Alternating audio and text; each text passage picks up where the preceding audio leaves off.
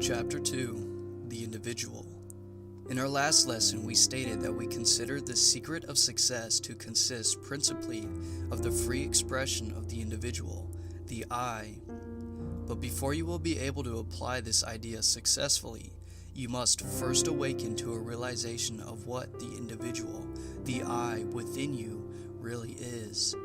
This statement may appear ridiculous at first to many of you, but it will pay you to acquaint yourself fully with the idea behind it, for upon the true realization of I comes power.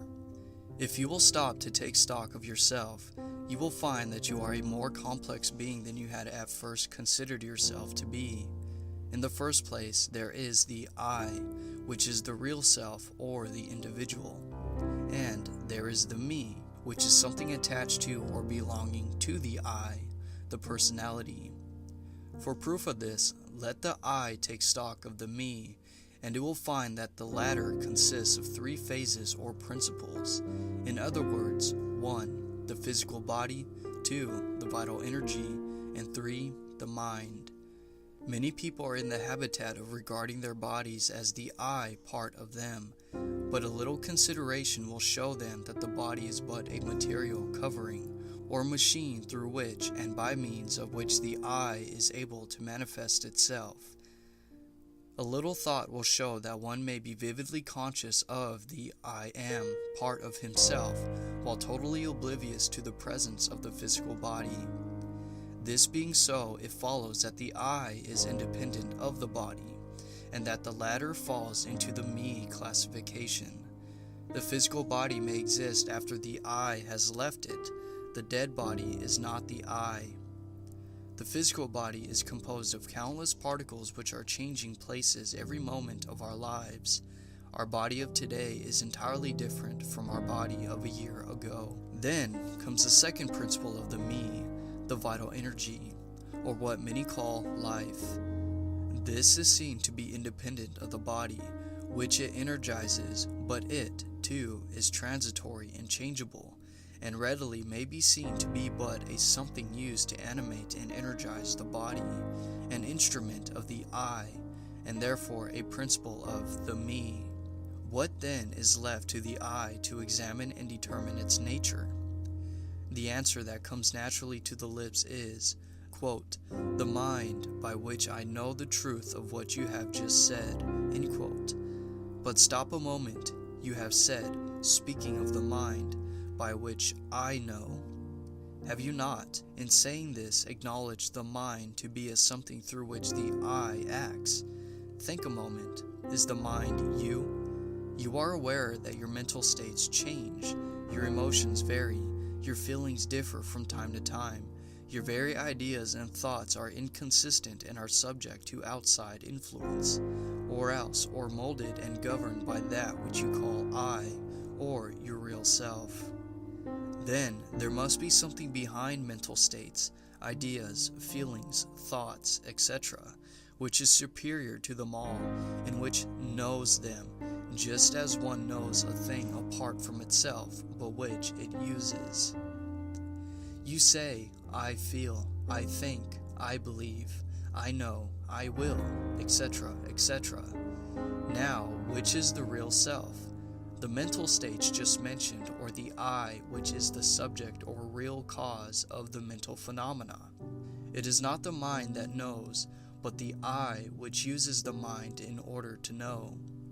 This may seem a little abstruse to you if you have never been made a study of the subject, but think it over a little and the idea will clearly define itself in your mind. We are not telling you these things merely to give you an idea of metaphysics, philosophy, or psychology.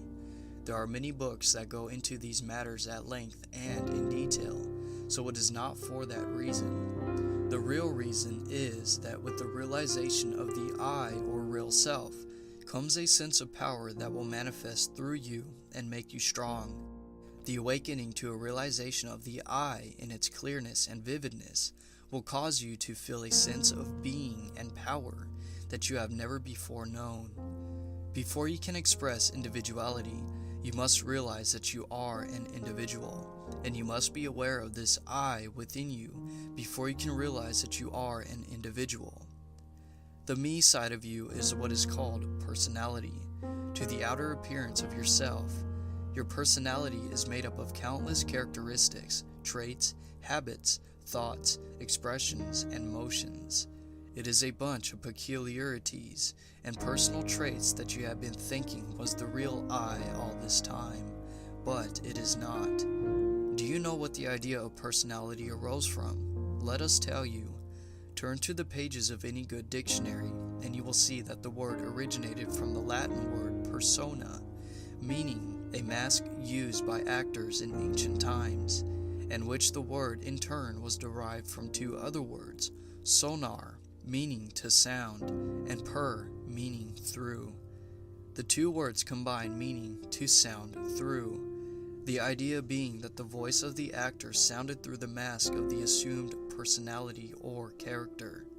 Webster gives the following as one of the meanings of person, even to this day: a character or part, as in a play, an assumed character. So then, personality means the part you are playing in the great play of life, on the stage of the universe. The real self concealed behind the mask of personality is you, the real self, the I, that part of which you are conscious when you say, I am, which is your assertion of existence and latent power. Individual means something that cannot be divided or subtracted from, something that cannot be injured or hurt by outside forces, something real. And you are an individual, a real self, an I, something endowed with life, mind, and power to use as you will. A poet named Orr wrote, quote, Lord of 1,000 worlds am I, and I reign since time began, and night and day in cyclic sway shall pass while their deeds I scan. Yet time shall cease ere I find release, for I am the soul of man. End quote.